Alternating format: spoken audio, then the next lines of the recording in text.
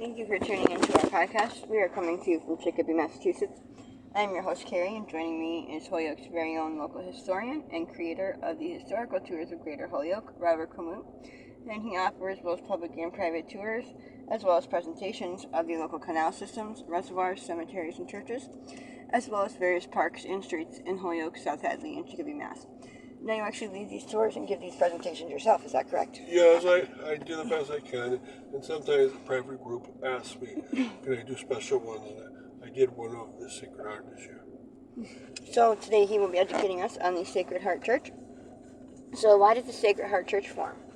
Okay, the St. Jerome's Church was the first Catholic church in Holyoke, formed as a parish in 1856 and finished as a church building in 1860. But the Irish kept coming, and there were so many of them that they decided to cut the Holyoke into two parishes, Catholic parishes for the Irish. And there already was formed a French Catholic church that was put in South Holyoke called Precious Blood. But there were so many Irish Catholics around, what they did was they used Dwight Street as the cut. And it went all the way from the river towards the east and up towards very close to Northampton Street, towards the south, the west. And anyone that lived to the north of Dwight Street would go to St. Jerome's, and anyone living to the south of that would go to Sacred Heart. And so a lot of people down in like the flats in South Holyoke, and some people on these side streets are just starting to form, could go now to a new church. And they did that in the year 1876. It opened for the 4th of July of that year. And it formed its own church, parish, and started building it right away. And they built it very quickly because a lot of the Irish Catholics at St. Jerome had lots of money and they could support it with their money. And it just goes to show how quickly Holyoke was growing. Now, around it would grow other things, and we'll talk about that. And we'll talk about the neighborhood that it is in, which is called Churchill. In fact, Sacred Heart gave the name Churchill to the whole neighborhood, Church Hill. It was a church on a hill. And then we'll talk about how it started going downhill after that.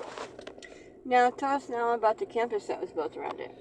All right, so the first campus around it, the rectory was built by the first pastor and founder, which was James Sheehan. But he died by, I believe it was 1863, only 7 years after its opening. But he had made a beautiful rectory, and that's still in place there. The other things that came along, Patrick Phelan, the next pastor, would make the school and the convent, and I believe those date to late 1880s.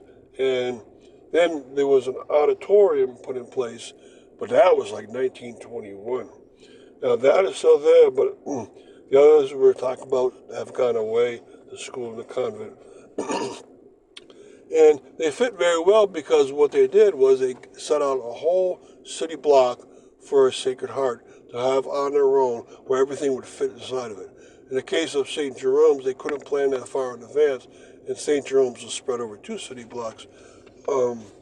And other churches didn't have it so great all the time that you would have only this set aside. But this did, and that made it really compact and a very popular place to go to.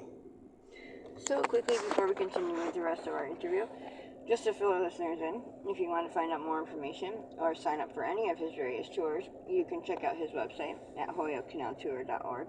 And there he has both videos of the various stops along each tour, and also past and present photos of the historical sites throughout as well. And if you are interested in setting up a private tour, you can email him directly at bobcat4214, and they are perfect for fun, educational, outdoor activities for the whole family, or for your group parties, especially those special occasions and get-togethers. And they are also good just for getting outdoors for the day. So getting back to our interview, did the church change the neighborhood profoundly? Well, I would say not in this case because it slowly developed a lot of apartment complexes and some homes further up. But it didn't take any other institutions into play. nothing developed like a park around, a big park around it. And so it's not like many of other churches which profoundly changed their neighborhood, such as Precious Blood, St. Jerome's, Immaculate Conception, and Holy Cross. They all profoundly changed the things around them. Now, probably the reason why was because it was the second Irish Catholic church. It was set aside right away to be up there. There was nothing up there, and everything was already downtown around Veterans Park and St. Jerome's High Street, and so nothing really dragged up that way. Even a part of High Street up there is nothing like the first northernmost 5 blocks of High Street. So profound changes, strangely enough, not at all. So, what has happened to the school in Coven, and what will happen to the church? Okay, now the school lasted for a very long time. It was a very popular school. You remember that it's in a residential neighborhood, and so lots of students were going there. It was the largest component of students that would join later on into Holy Catholic High School, and it started as a 2-floor school, and then it turned into a 3-floor school because it got so popular. And it was actually probably the best looking Catholic school in Holyoke. It had a beautiful roof to it. And then the convent behind it also as soon as the school closed down, the convent wasn't necessary. And sadly, they were taken down. There was little historical renovations back then, and there was hardly any need for it. I think it finally closed around the late 1960s, early 1970s. And what will happen to the church and the rectory and auditorium, which are left, some of them will survive and some will not. I bet the rectory will survive because it's such a beautiful structure, and it's residential, and in this city of Holyoke, they love residential places. The auditorium is the newest one by far of all, from the 1921, and that probably will survive for a while. It actually functioned as a church a few years back when the church wasn't doing so well. But since then, a couple of years ago, maybe the year 2021, they closed the church, and they told them that you're going to now be part of the St. Jerome's Catholic Church. And so what's going to happen to that church? Well, it is very old. In 3 years, you can turn 150 years old. And I doubt that the Springfield Diocese has enough money to fix up that church. So 2 things can happen. Either it'll be taken down, or if Holyoke Historic Commission has their way, they'll be able to turn it into a local historic district. They might want to do that together with St. Jerome's, have them as a duo or a pair of local historic districts, and that'll be great. It's going to be tough though. Who's going to pay for all the repairs that are needed? And it's not a church that can just sit there and take the weather, and it's going to have to be repaired at some point. Well, thank you, Robert, for educating us on your tours, and we want to thank our listeners for tuning in.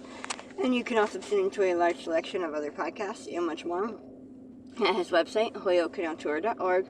And again, you can email him directly for private tours or to inquire about anything else at bobcat4214, and be sure to keep an eye out for his upcoming 2024 season tours and more as they become available. Thank you for tuning in.